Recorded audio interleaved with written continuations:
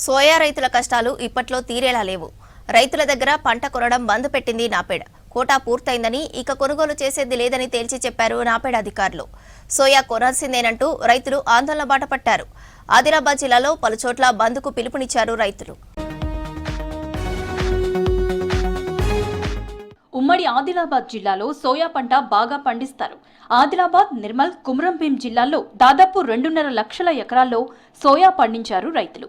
పండించిన పంటను మార్క్ఫెడ్ ఆధ్వర్యంలో నాపెడ్ అధికారులు పంటను కొన్నారు. క్వింటాల్కు మద్దతు ధర 5,328 రూపాయలు చెల్లించారు.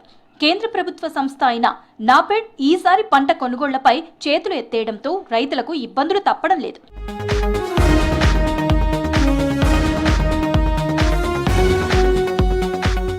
ఈ ఏడాది కొనుగోళ్ల కోటా పూర్తయిందని చెప్తున్నారు నాపెడ్ అధికారులు. అయితే 1,00,000 క్వింటాళ్లు కొనాల్సి ఉన్నా కేవలం 20,000 క్వింటాళ్లు మాత్రమే కొనుగోలు చేశారని రైతులు అంటున్నారు. సగం పంటను కూడా కొనుగోలు చేయకుండా నిలిపివేయడంపై ఆగ్రహం వ్యక్తం చేస్తున్నారు రైతులు.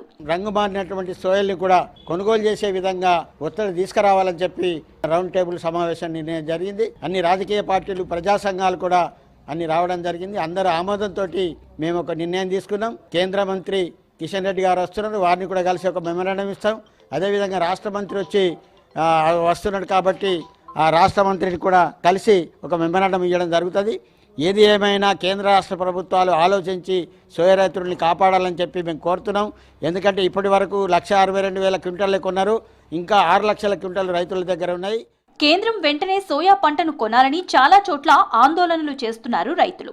ధర్నాలు, రాస్తారోకోలతో మొదలైన ఆందోళనలు చివరకు బంద్కు పిలుపునిచ్చే వరకు వెళ్లింది. పంట కొనుగోళ్లు చేయాలంటూ బేలా మండలంలో ఏకంగా బంద్ చేశారు రైతులు. ఈ బంద్కు అన్ని వర్గాలు మద్దతిచ్చాయి. అయినా కూడా అధికారులు స్పందించలేదని రైతులు అంటున్నారు. ఆదిలాబాద్ జిల్లాలో దాదాపు 78,000 ఎకరాలలో సోయా పంటను సాగు చేశారు. ఈ సోయా పంట సాగు చేసిన వాళ్ళల్లో ఎక్కువ మంది ఆదివాసీ రైతులు ఉన్నారు.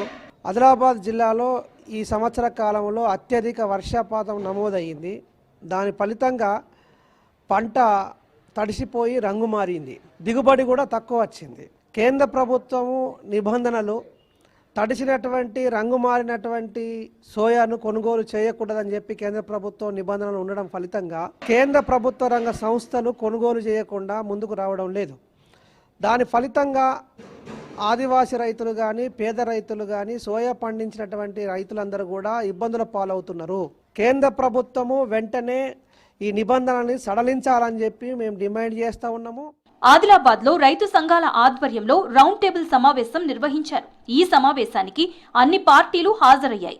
ఈ సందర్భంగా రైతులు పండించిన సోయాను కొనుగోలు చేయాలని తీర్మానం చేశారు. కేంద్రం దిగొచ్చేలా పోరాటం చేస్తామని నాపెడ్ను హెచ్చరిస్తున్నారు రైతు సంఘాల నాయకులు.